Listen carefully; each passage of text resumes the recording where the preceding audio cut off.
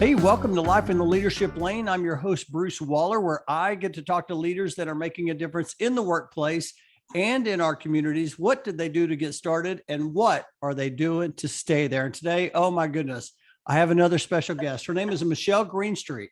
She is the Chief People and Operations Officer at Lurin Capital. And Michelle, I'm so excited to have you on the show. How you doing? I am great. I'm so glad to be here at long last. I know we've had it scheduled a couple different times. I finally got you on, and I'm really excited about that. I always like to kind of reflect on when I met my guests or just when they came into my path. And for you, it was a couple different areas. I remember seeing you at Dallas HR, at some Dallas HR events. And then of course, we worked together at a previous company. I think Julie Henderson was over there as well. Yeah. And here you are now, and so excited to have you. We're going to talk leadership. We're going to talk culture. We're going to talk about the employee experience and all of that. But first, for the listeners that don't know Lurin Capital, would you mind sharing who Lurin is and how do you serve your customers? Yeah, we are a fully integrated real estate company that owns, operates, and rehabs distressed or value-add multifamily properties, apartment community homes. We operate in the southeastern part of the United States, have a little over 40 properties, and been in business a little over 6 years. And I've been here about 2.5 years. Was brought on by the gentleman that owns our firm, really trying to help him get, no pun intended, but from good to great. We both had spent most of our career in financial services, and he'd started this company. He was on Wall Street his whole life. I had been in banking, big global banking, financial services. And he really had a strong desire, to build this business, but also focus very much on moving into the great space, because both of us have had the privilege in our life to work for wonderful organizations that were really great and really well-known firms. And now we're trying to take this small company, we're small, and we're getting bigger and growing, but really kind of build an infrastructure for growth, for speed, and for greatness. So it's fun. I love that. How fun is that to get to be part of this now that you're in this stage of your career? All the things you've learned to get to where you are today, and now you're able to take it to where you are. Put it all into action. Yeah, right. No, I love that. I love that. Hey, I want to let's kick this off. I want to learn more about Michelle Greenstreet. I want to hear your story and where did you grow up, and how in the world did you get into HR and leadership? Well, Bruce, I'm a Texan, so I say howdy and mean it. I was born in Houston, raised in a little small town in North Texas called Sherman, went to high school out in West Texas, and went to college at East Texas State University, which is now Texas A&M Commerce.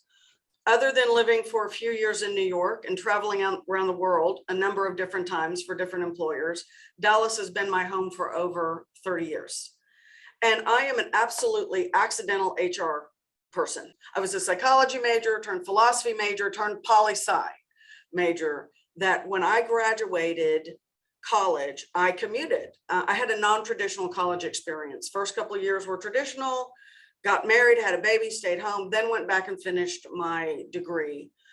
And by that time, I related a lot more to my professors than I did to the other kids in class. And I commuted a long way to get to college and finish my degree. And I had one simple goal. I didn't want to be on the highway anymore. So I got a job at the Texas Workforce Commission. I was on the employment side of the unemployment office. So I was basically a recruiter. And that's how I started my career. So I would love to tell everybody about my very strategic decision career-wise to become an HR practitioner, but that was absolutely not the case. And I was at the time it was the Texas Employment Commission. Now it's the Texas Workforce Commission. Then I moved into a big global company, United Parcel Service, in recruiting, then a retained executive search firm in recruiting, and then a big financial services company that no longer exists, but it was the Associates, big company based in Irving, and that was ultimately bought by Citigroup. where I spent a lot of my life. So yeah, I started my career in staffing, which was a wonderful education for me. But it wasn't strategic. I got a job, and I think I made, I don't know, something ridiculous at the time, and I thought I'd win the lottery. I love everything about that. By the way, you surrounded the entire state. You've been East Texas, West Texas, all over. I love The that. only place I haven't lived is the Panhandle. Oh my gosh. You know, you said something though that really resonated with me, and you talked about how you went to college, then you went off and got married, had some kids, and went back. That Yep. I have the same story. So I Yeah. went to college. After a year of college, I got married. We had children, and 10 years later, I was walking across the stage. Yeah. And so isn't that wild how we have that same story? Yeah, it reshaped my education experience. And it was, I don't know, all my friends that graduated, I'm sure, I know they had a great time, but I went back as an adult with a mortgage, Yes, and a husband and a kid. And so I was really serious about my education. And then I became really serious about my career, right? Mhm. I mean, I'm like, okay, this is my livelihood. You Yeah. know, I would say that that's for me too. I just started, but I got more serious, and I was yeah, like, you know what? I need to get to know my professors. I need yeah. to, yeah. And that's really where it took And off for some me of my too. professors are still my very dear friends right now. I mean, That's still to this fantastic. day. I love that. Hey, you also mentioned something that I hear is a common theme for high performers serving in HR, and that is they started off recruiting, and at the end they all say the same thing. You just said it. I'm so glad I started in recruiting. Oh, yeah. Yeah, tell me why. Well, it's hard. So it's Yeah, like, that is a tough, and in my humble opinion, often one of the most thankless roles within the whole human capital infrastructure, right? Of yeah, everything that we do and manage and all of our breadth of experience. yeah, It's often very misunderstood. It is, a lot of the business leaders are like, gotta have it, yeah. but I hate it. And they do.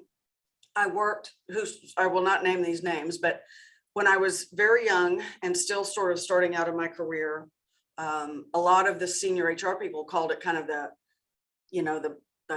dark side of HR. And I was like, well, Hmm. what are you kidding me? Like, we're like the most important ambassadors. Yeah, We're your sales team, and we're your biggest ambassadors. And we're the tip of the spear to get talent into an organization. So I've almost been on a mission for the rest of my life to, once I moved into a business partner role and I got promoted and I started hmm, leading and running HR, and now I lead and run HR and other things in addition to HR. But HR is my core. It will always be my core. I will never give it up, no matter what any CEO or board ancillary work they give me to manage. HR is my core.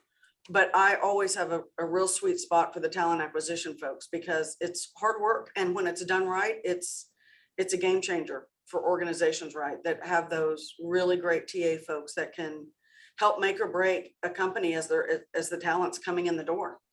I love that and appreciate you sharing that, and especially for people that are listening that are wondering, maybe they're wondering right now if they need to go into recruiting, or they're just getting out of college, or whatever the case may be. I know it's going to be helpful. Hey, can you share? I always like to talk about finding your lane. Was there a Yeah, moment when you found like your purpose? I mean, you've been doing this for a long time now. yeah, Here you are. You're well, leading a many years. yeah, and so was there like a moment, or were there moments where you said, you know what, I love what I do? You just mentioned earlier, I will not give up HR. Like was Yeah. there a moment where you said, I love what I do?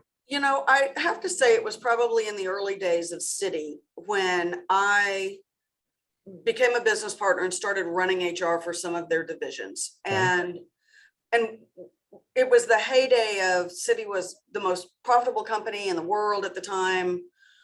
And we bought everything. We were just in massive acquisition mode. And I got kind of put on the teams to work on the integration of companies. And that's when it sort of dawned on me of, oh my God, it's so important for business. It's so important for the success of a billion-dollar acquisition, a multi-billion-dollar acquisition. It's so important to people's lives and their livelihood to do this right. And I think that was where it dawned on me. really and truly that, oh my God, this is such a critical function for a business when you do this right and you do it well, and you really take the lens of a business person doing business things. And I happen to have a functional expertise in human capital management. And I had the great pleasure to work alongside some smart, capable business people that really valued and elevated the HR function. I know a lot of your listeners, and I know there is a struggle for a lot of companies and some HR people that whole seat at the table. Mm-hmm. I've always had a seat at the table, but it was probably in those early days at Citi where we were just buying and integrating, and all eyes were on me and the HR team to integrate well, right? I mean, it was on the IT team from a systems perspective. It was on the CFO from a finance perspective, but it was really on the HR team from a cultural perspective. Getting the right people, getting the right processes, running the right communications, making sure that you know, when you really, there's a difference between an acquisition and a merger, and we were doing mergers. And so really making sure the best processes, the best ways of doing business were coming to the surface and really kind of winning and leading those efforts. I think that's when I really was like, oh man, this is great work. It's fun, but it's so important to the success of this company that we just bought, for our ongoing success and the success of this fill in the blanks of however many billions of dollars it was, this company we just bought. To maximize the value, we have to get this integration right. And that it starts and it ends to me with people. So getting that right was so important. And again, I worked with business leaders that knew that and sort of elevated my role and my team's role to make sure that we were focused on the people and doing that the right way for the sake of the business, so the business could continue to succeed and prosper. I want to talk about some of those leaders and mentors here in just a second, but you just said something that I want to touch on real quick. And you talked about people talking about having a seat at the table. What I thought I heard you just say is, look, when you can identify and show the importance of people and HR, you're going to have a seat at the table. Absolutely. Did I hear that right? Absolutely. Every day of the week. I have a few interesting things in my background, right? I was the head of HR for Citigroup during the financial crisis, the head of Citi Mortgage. When we failed, the bank failed and the government bailed us out with $25 billion. And I was the head of HR. So that's not a nightmare I would wish on my worst enemy. But through that and surviving that and coming out of that, you know, I would speak at a lot of conferences on change and how to survive, you know, the trauma of something like that. And during the 2020 pandemic, during the height of it, right, I spoke on a few, I've spoken a few HR at conferences and things, and it was me and the guy that was the head of HR for British Petroleum when the thing blew up in the Gulf, right? Yep. And we were sort of hey, when your company is imploding reputationally and every other way, here are two people that had to help navigate their companies through these crises. So kind of crisis management. And my joke at the time was, hey, listen, all you HR people out there that wanted a seat at the table, you've got the mic. It's front and center. Every CEO, every board is looking for primarily the HR person to help them navigate through this crisis and figure out what do we do, right? How do we get from point A to point B with remote work and everything else that was raining down on us? Yeah, I've had a seat at the table, but I know a lot of HR people through that crisis, you know, a couple of years ago, were just thrust into a new role for them, and an uncomfortable role. I mean, it's not always easy. And I talk a lot about having the courage to lead, and having leadership is about courage, and you've got to have the courage and you've got to have the business chops to kind of be a really good HR leader. You mentioned earlier, but you've been surrounded by some great leaders, some great people. I'm always curious, like, who were some mentors that helped you get to where you are, and what was it that made them such a great mentor? I had a great mentor when I was very young at United Parcel Service that, they saw my spirit, they saw my energy, they Mm, saw my courage when I didn't even know enough to be courageous, but yet I was anyways. I think they kind of saw my moxie and they were like, wow, kid, you've got something in you. Let's give you some stretch assignments. Let's put you in some things that are going to challenge you a little bit. But we won't let you fail, right? We're going to make sure we're not going to hang you out to dry. We're going to stretch you, but we're going to also try to help you succeed. And I mm. got that very early on in my career, and I'm very grateful for that. And they were very honest, and they gave me great feedback, even when it was really hard to hear, when I was young and energetic and so enthusiastic. And they're just, giving me really candid feedback like a great coach does. Mm. And then when I was at Citi, I just, I worked with some really smart people. And I had a great boss that he was the first boss that wanted to pull me out of HR and put me in a line role. He's like, I want you to go run this P&L for me. And I kind of did that a little bit on a part-time basis. And then it was Citi, and we'd have a bunch of reorgs, and that company just come together, break apart, come together, break apart. It was like a giant jigsaw puzzle. But he was like, Michelle, you're a great business person. You happen to have a deep functional expertise and knowledge in human capital management. But, I want you to be one of my P&L line leaders. And I thought that was a great compliment. But I sort of said to him, I don't know. I am a business person. What do you mean? I don't have to run that to be a business person. I am a business person. And I always knew the importance of getting the people side of the business right. And then the systems, the process, and everything else will follow from that. I love So, that. I was at the Sherman National Conference and recently, and former President George Bush was there, and he talked about the importance of surrounding yourself not just with great people, but people that will be truth tellers, that will tell you the truth. And you just talked about that feedback. Sometimes yeah. it may not be so good, but I want the listeners to hear that, that may be a good thing if you're not hearing good feedback right now, right? It's all about Bruce, that's funny you say perspective. that. One of the board members at this publicly traded commercial real estate company that I was a part of said to me and said about me, she speaks truth to power better than anybody I've ever seen. Right, wrong, or indifferent. Man, I call it like I see it. Now, when I was younger, I was probably a little bit more brash. Probably those elbows were probably a little bit too sharp. As I've aged and gotten older and a little wiser and a lot more perspective, I'm still pretty direct and candid. And I think that's why most CEOs and boards like me and want me, right? Mm-hmm. Because I will tell the truth and I will call it like I see it, but it is not easy to do that. And to me, that's one of the hallmarks of a great leader, is being able to have people tell you the truth. Mm. This is working. This isn't working. I think we need to zig. We're zagging too much. We've got to change it up. Because listen, I can give it out all day long. What I need people to give it back to me as well, right? Because it's easy once you reach a certain level and you're sitting in the C-suite, that title affords you a lot of things. Sometimes what it doesn't afford you is people to be able to have the courage to come and sit down and tell you the truth. Mm.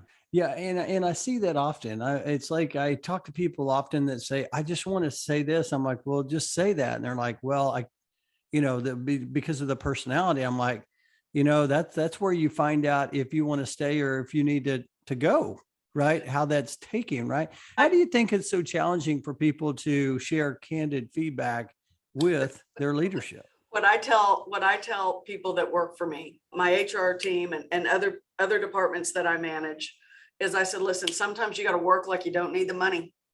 Sometimes you got to work like you don't need the money. I absolutely didn't need the money, but I think that's really important. And that to me is part of that courage. And again, when I was in my 20s and early 30s, I was a little brash. I'm not going to lie. I was a little bold, maybe even stupid.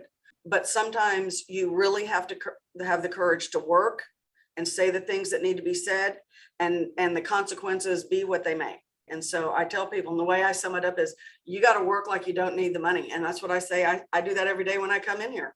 I've got to work like I don't need this paycheck. So I've got to have enough confidence in myself and what I'm doing and where we're going, and to help build the culture where this can be received, where we can have honest, candid conversations about what's really happening, where we want to go and where we really are, and what is the journey that's going to get us to here.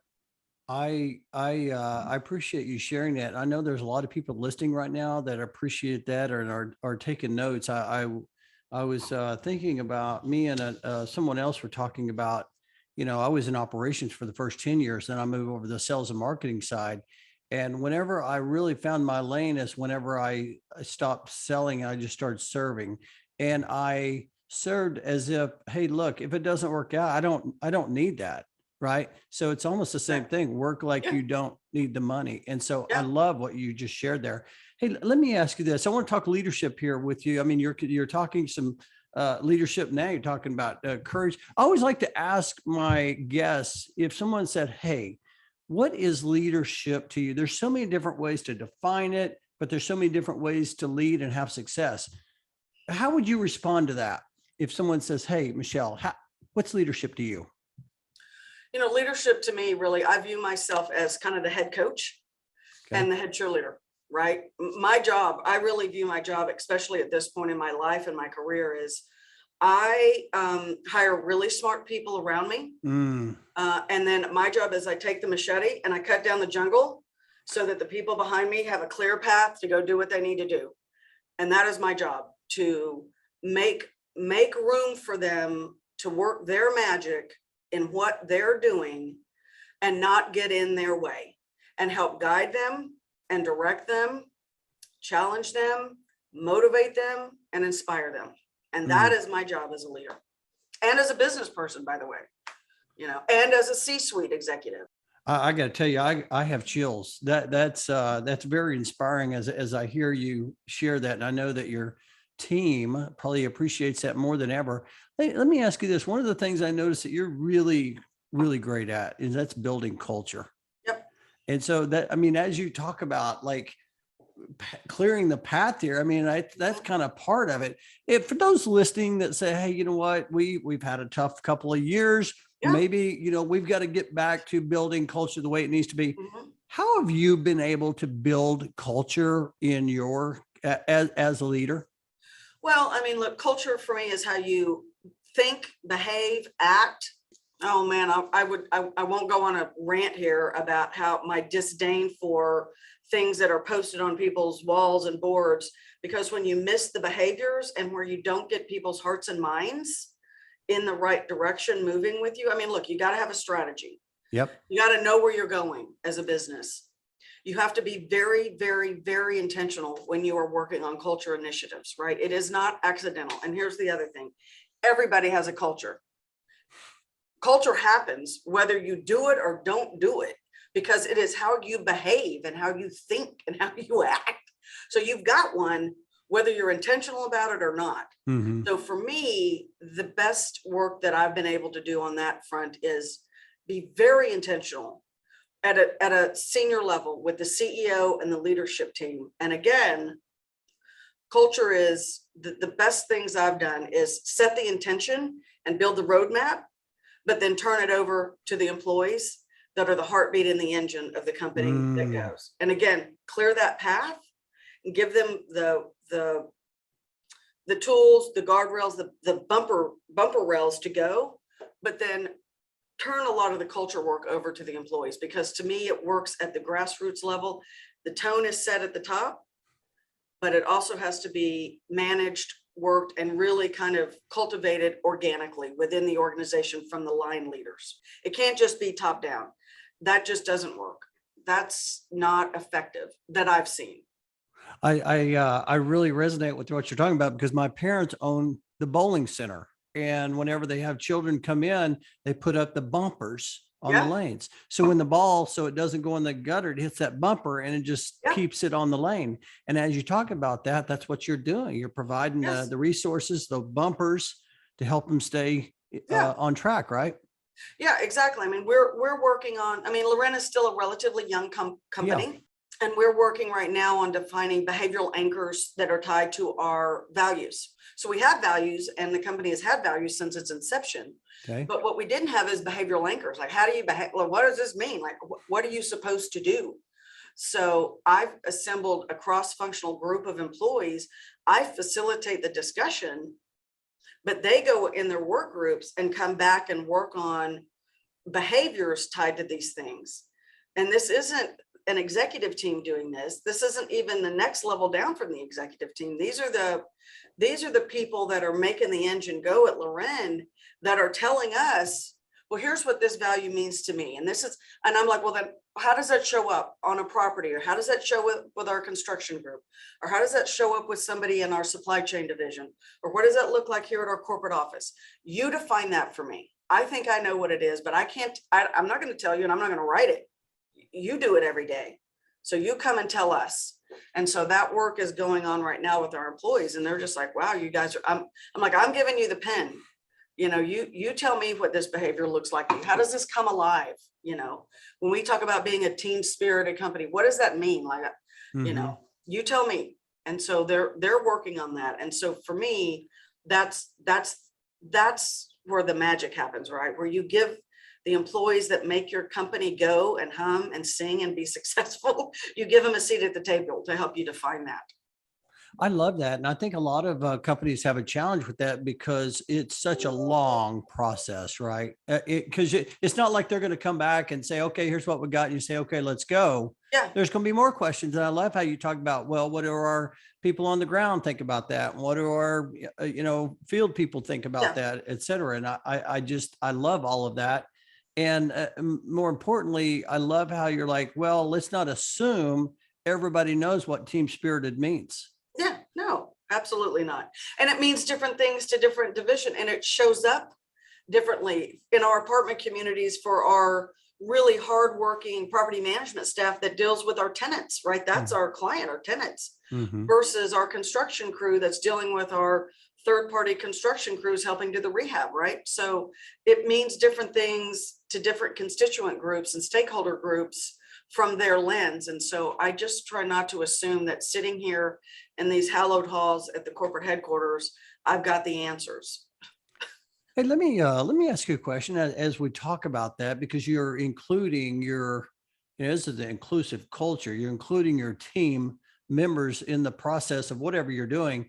And one of the things that, it came up at SHRM National, it's just a hot topic, and that is the employee experience. And I'm just wondering, your thoughts or insights around the employee experience. What's that mean to you when people start talking about, hey, employee experience, and how do we approach that? And is that a conversation in the boardroom? It's a conversation that we have in our boardroom at the executive level. It's a conversation that I have with my HR team. It's a conversation I have with my IT team that I run. It's a conversation that I have when I go visit properties. It's always a conversation. It's that whole employee life cycle, right? And that experience when they're here. And what does it mean to be an employee at Lurin, or fill in the blank of wherever you work? And for me, that's always about, I think about this a lot, is, what does it feel like for our employees when they're driving and they're parking their car and they're getting out of their car and they're going to their workday? And what I've said to a lot of boards of directors over the last 20 years is, wouldn't it be magical if we had this silver bullet that we could understand everybody's talents and play to all their strengths, and not try to compensate for the deficiencies, but play to people's strengths and get them in roles where we've got this team of A players, and A players is defined by what they're good at. And when they show up at Lurin, everybody is happy and engaged and glad to be there. I'm like, that's nirvana to me. I have yet to crack that nut, but I'm still working on it this many years into my career. But that is sort of that has like been my obsession, right? Is to get to that point where we can make sure we have enough means of communications, and we train enough supervisors and leaders and managers, and we can stay in touch with people that we can know how they feel about working for us. and what is working and what is not working, and give them a seat at the table, because I think that drives the employee experience. But somebody's got to be staying up at night and thinking about that. And I do that. I love that. I'm, as a volunteer leader, I'm, of course at Armstrong, we're always talking about the employee experience, when they're, Yep. relocating, right? But in my volunteer role, we're talking about, the attendee experience at a conference, what is that like? Sure. And I'm always like, I always talk about ideas are easy, but execution is hard, because I'm like, I got tons of ideas, but we can't seem to execute them.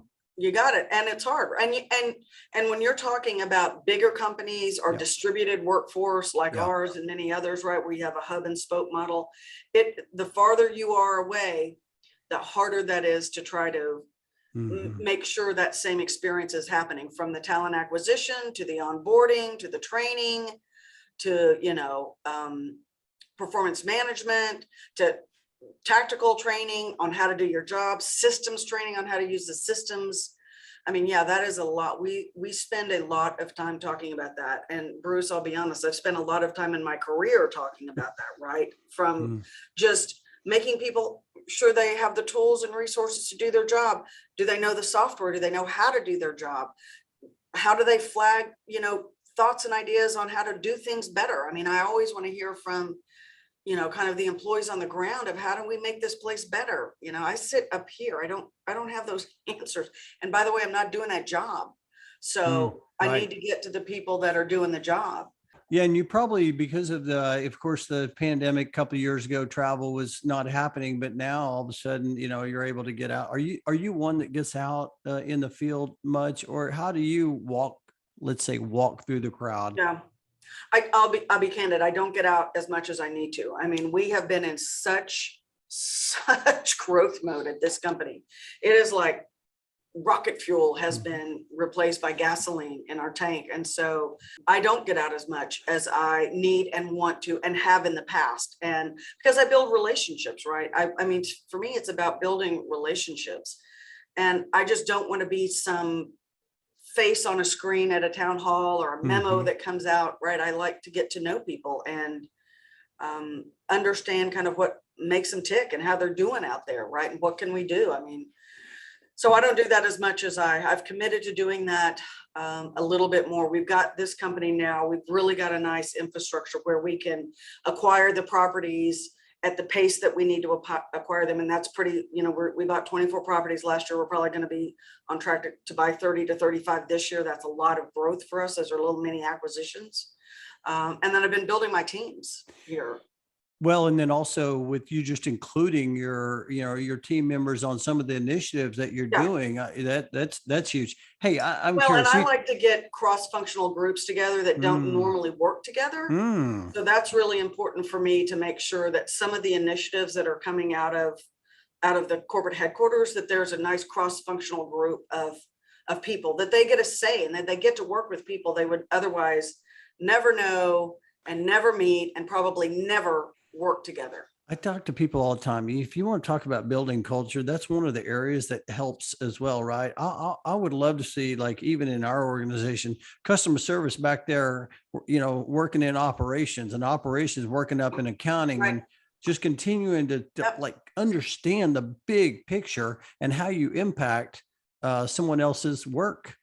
Well, and that goes for part of the employee experience, right? When you know your counterparts in different states and in different functional areas, and you get put on a project with them and you're solving problems together with them and looking at things from a different lens. I mean, we're humans, right? We all get sort of in our silo and in our job. And especially when you're in a growth company like Lurin is at right now, we're like, "Rah!" And so it's real easy to just, oh my God, I just got so much to do. I just have to keep going. And so, like, part of my job as a leader is, okay, let's get your periscopes up. Let's get them out and let's look and see what we're going to go do. And there really is, it's just really fun and wonderful to see and start to pair these groups that don't even know each other together. And then I step out of the way and I'm like, okay, well, you guys got 2 weeks to work on this. You need to have at least 3 meetings and then we'll get back together and discuss it. And it's friendships are made, alliances are formed, information is shared, aha moments happen. And that to me just weaves the fabric of a really great company and a really great culture and helps the employee experience. I just love your not just your passion, but your conviction. It just comes across so strong. Hey, so I want to ask you this: like Michelle, what drives you? Building great businesses drives me. It's fun. It's fun. And a lot of work. Oh, it's a lot of work, but it's fun. I mean, and like when you're doing it and you're watching people and you're seeing it happen and you're like, oh my God. And they're like, you start with a big project and they're like, this is never gonna happen. We're not gonna do it. And I'm like, watch us. We're taking that hill, man. Just tell me no. That's all I need. Somebody is to tell me no. And then we're on. Just throw down the gauntlet. So for me, that is the most fun. That's the most fun I get to do, is I get to help build great businesses through people. That's one of the common threads I think I see from great leaders is they love to watch people have success. And to me, as you're building and you're watching people have success, it's got to be very fulfilling. Hey, I want to ask you one last question before I pivot here. And that is, for those listening that, maybe they're at your level, maybe they're a manager or a director, and they're you have aspirations of being a CHRO one day or a VP. Maybe what are a couple of tips? I know it's very general, but what are a couple of tips you might share for someone listening that says, hey, if you really want to do this, here's a couple of things you ought to be thinking about. Yeah, my career in the early days was built on taking every job nobody else wanted. All the hard jobs, all the horrible leaders. That's what I built my career on, and that is my best advice for people. It's always been some of my best advice is take the hard job, take the hard assignment, take the hard project. That line leader, that division leader, they might be, take it, go support them, go help them build their business, go help them build their division. Your character is formed when you do that, and you really learn what you're capable of, and you really start to learn and can start to differentiate and go, like that, want more of that, don't want to be that kind of leader, don't want to be in this environment anymore, right? And that is my very best advice.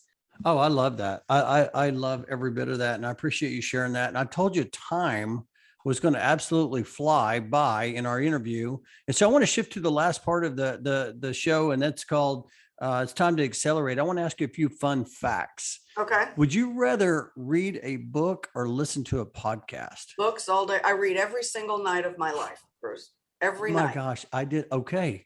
Tell me more. Some podcasts, okay. But I'm really a book girl. Well, I'm a Kindle girl. Books on my Kindle. So I read every night, and I read everything. I read fiction. I read nonfiction.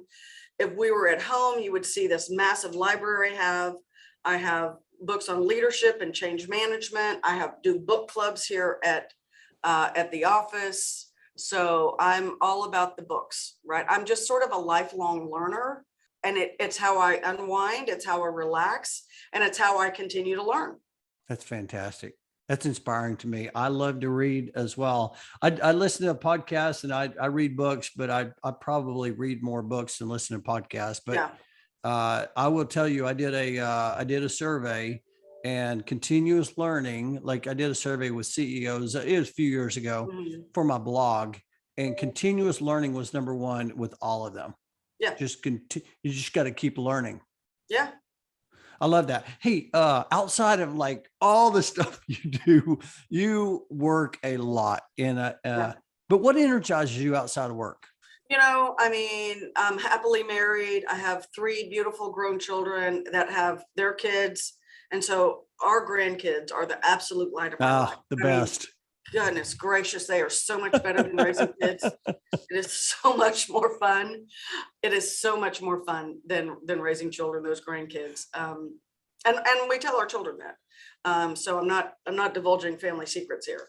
And, my husband and I love to travel. He's a little bit older and retired. And so we love to travel. And we have a little lake house up in North Texas that we bought a long time ago, that it's kind of my little sanctuary where I can run and hide and recharge my batteries and kind of commune with nature. And so And I garden, and that's part of my therapy, like reading. It's my entertainment, but it's also my therapy.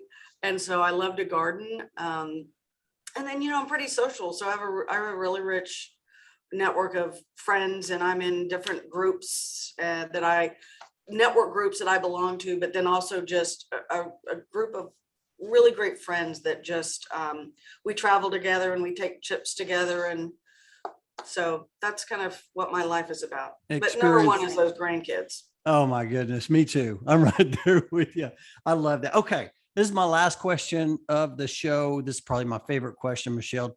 Michelle, 10 years older, is knocking at your door, and you're going to go answer that door. What's she going to tell you? Oh, girl, calm down. And this girl from 10 years is a lot calmer than the 10 years ago. Right. So, seriously, I think one of the most important things is to take a few deep breaths and a few steps back and just be quiet for a little bit. I started a meditation practice about 6 years ago, and I do it daily. And so that has helped keep me centered and really helped me manage my stress, because it is hard and I work a lot and there's a lot of responsibility. And so for me, it is just learning how to just calm down a little bit. And sometimes things just work out okay. Right. So just let some stuff go. I appreciate you sharing that. I will tell you, there's many times where we'll be like, oh my gosh, this fire is happening. But all of a sudden, maybe I'm coming back from a meeting, and then 2 hours later, and it happened to work itself out, Yeah. And so I appreciate that. I guarantee you there are people taking lots of notes, just like I just took a page of notes on this podcast. You have so much wisdom. I appreciate you so much. You are definitely driving the leadership lane. I admire your leadership so much. Hey, for someone that maybe they heard something today, Michelle, that they I don't know, they might want to connect with you, or want to follow you. What would be the best way to connect? Connect with me on LinkedIn. Okay, yep. Perfect. I'm on LinkedIn multiple times throughout the day, and okay. I'm pretty responsive. I try to be, but yeah, LinkedIn is the best way to get to me. I'll put your link in the show notes as well. And again, I appreciate you coming on and just sharing I'm sorry so it's taken much. me so long to get here, but it's been delightful. This has been fantastic, and I can't wait to share. And I appreciate our partnership, and and I love working with your team. Of course, Julie and Lisa are fantastic, and so thank you again for coming on, and thank you for your friendship, Michelle. Oh, absolutely, my pleasure. Always good to see you and chat. Yeah, for sure. Okay, I'll talk to you later. Bye.